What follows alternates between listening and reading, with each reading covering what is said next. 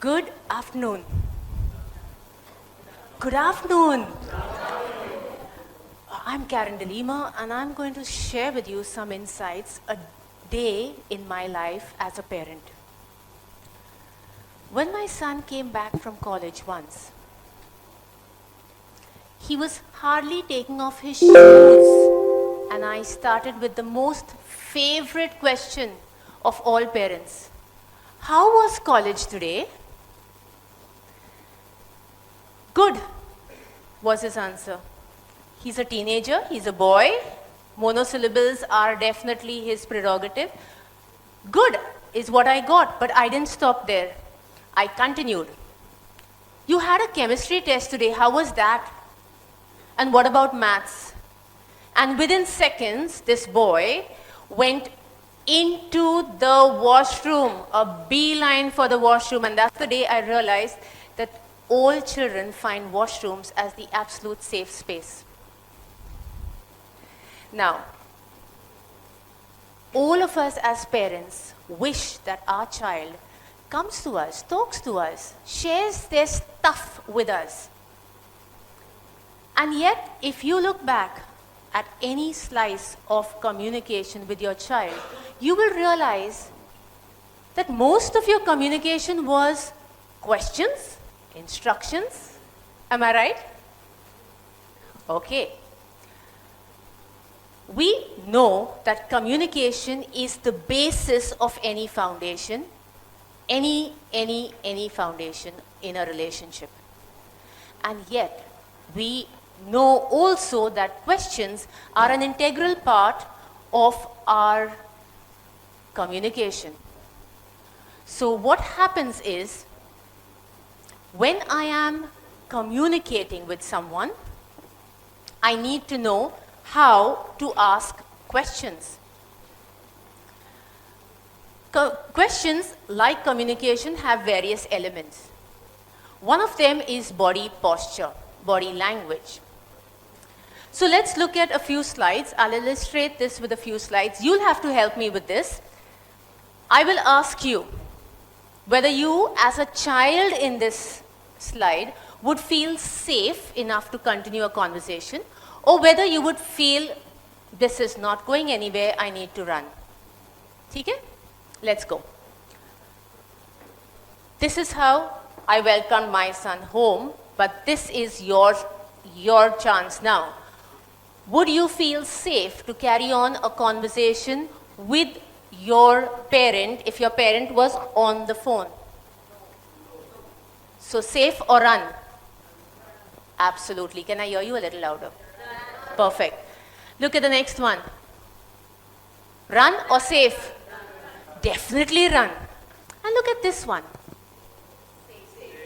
Absolutely. I think I've illustrated to you that body language makes such a big difference even when you are asking questions. Even when you are asking questions. So that's about body language. What about timing? You are all familiar with the phrase, strike when the iron is hot. Don't strike humans when your emotional furnace is hot. That was not meant for humans. It's only in the proverb for metals. Give you an example again. My child comes in from play, he's late. Very, very, very late. What's my normal reaction? Why are you late? What is wrong with you? Don't you have a sense of responsibility? Didn't you see the time? Right? Let me give you a rewrite of that script. You open the door, you smile and say, I'm glad you're safe. Weird? Okay. It's your truth. Your truth is that you were concerned and you wanted to be safe. Why am I saying not to shower him with all those questions? You see, he knows your full dialogue, complete dialogue from start to end, he already knows it. So he's built an ironclad defense, a complete defense already. You don't want that. You want his reality. So let him come in. You go about your schedule. Let him go about his. And then, much, much later, when you're sitting on the sofa, relaxed with a cup of coffee, ask him, we were really worried, it was dark, it's getting late. What do you feel? What happened? Could you share with me what happened? Now, in that sense, he's giving you his truth. He feels safe enough to give you the truth, not the defense. So that goes for timing. The third is about framing your questions. Okay? Now let me share this. You know, we as parents have very weird ways of talking. A child is jumping on the sofa. What are you doing? Jumping on the sofa. Would you accept that? No? That's back answering, right? Okay. A child is jumping on the sofa. Why are you jumping on the sofa? Because I like it. I'm enjoying the movement. Would you accept that? Definitely not. So can you talk to him about,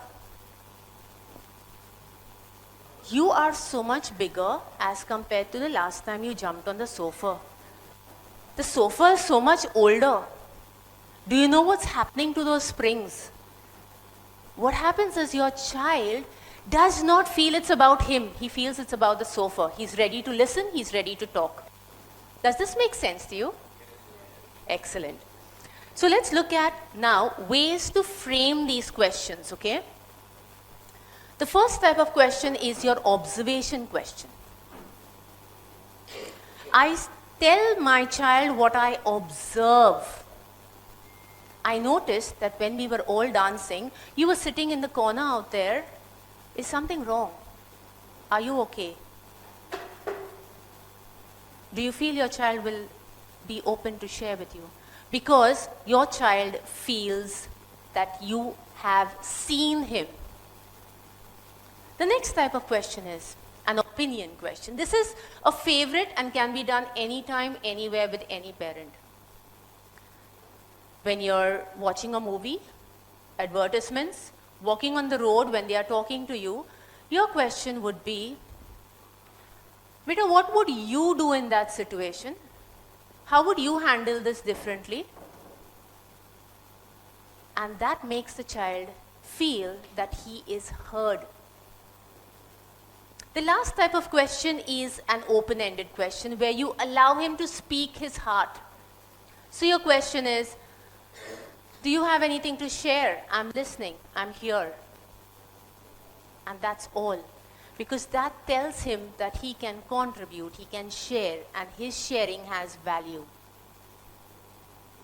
Now with this, I want you to understand, why am I focused on the art of questioning in communication? I want you to take a moment and go back in time, recent time, not in your childhood, recent as an adult. When you, as an adult, were being questioned by either a peer, a boss, or a relative, senior, anyone. And that question was a grill, court-martial. How would you feel? Intimidated? Blamed? Accused? Hurt? Nervous? All of these. You, with all your wisdom, with all your seniority, with all your age, with all your skill sets, you would feel so completely dejected. What more would a child feel? He's just growing. He's learning his emotional regulation. He's learning emotions. He's not got skill sets. He's not got a defense. How do you think he would feel? So we need to learn to ask questions appropriately such that our child, our loved one, feels safe enough to answer. Your questions need to be pavers of opportunity for connection. Pavers of opportunity. I'm going to use that word. P stands for patient waiting. When we ask questions, wait till the child can collect his thoughts and answer. Wait, hold space. The second would be acknowledgement. The child who was jumping on the sofa didn't want to damage the sofa. That was not his intent. So acknowledge the child's intent. The intent was to enjoy himself. So could you create another sense, another kind of enjoyment? Acknowledgement of intent gives you a lot of scope to understand and respond. The third would be validation. Whatever your child responds, accept. First listen, first accept. And then from there, if you disagree, there are chances that we disagree, continue with another question which would lead him to how you want him to go. E is empathy. We can't stress this anymore. Empathize with your child. They are not adults. They are children learning to grow.